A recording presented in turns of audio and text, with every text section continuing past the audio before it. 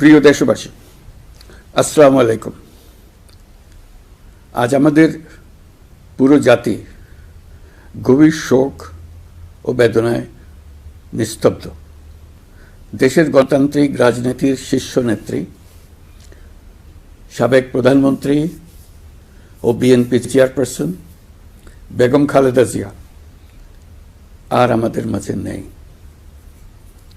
ইন্না লিল্লাহি ওয়া ইন্না ইলাইহি রাজিউন। বেগম খালেদা জিয়ার ইন্তেকালে আমরা গভীরভাবে শোকাহত ও মর্মাহত।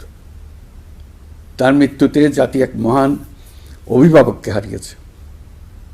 এই গভীর শোকের মুহূর্তে আমি তার পরিবারের সদস্যবৃন্দ, রাজনৈতিক সহকর্মী এবং অগণিত কর্মী সমর্থকদের প্রতি সমগ্র জাতির পক্ষ থেকে আন্তরিক সমবেদনা জানাচ্ছি। মহান আল্লাহর কাছে আমার প্রার্থনা, তিনি যেন আমাদের সবাইকে এই গভীর শোক কাটিয়ে ওঠার শক্তি দান করেন।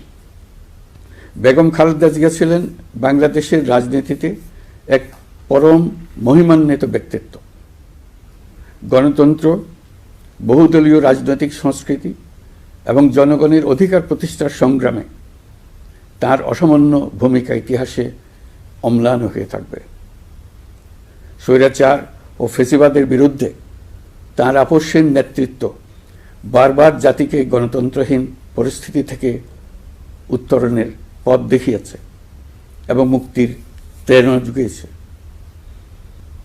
দেশ ও জাতির প্রতি তাঁর সমুজ্জ্বল অবদান জাতি চিরকাল শ্রদ্ধার সাথে স্মরণ করবে। তাঁর দীর্ঘ রাজনৈতিক যাত্রা, গণমুখী নেতৃত্ব এবং প্রিয় মাতৃভূমির স্বাধীনতা ও সার্বভৌমত্বকে সমুন্নত রাখতে তাঁর অবিচল ভূমিকা অবিস্মরণীয় হয়ে থাকবে।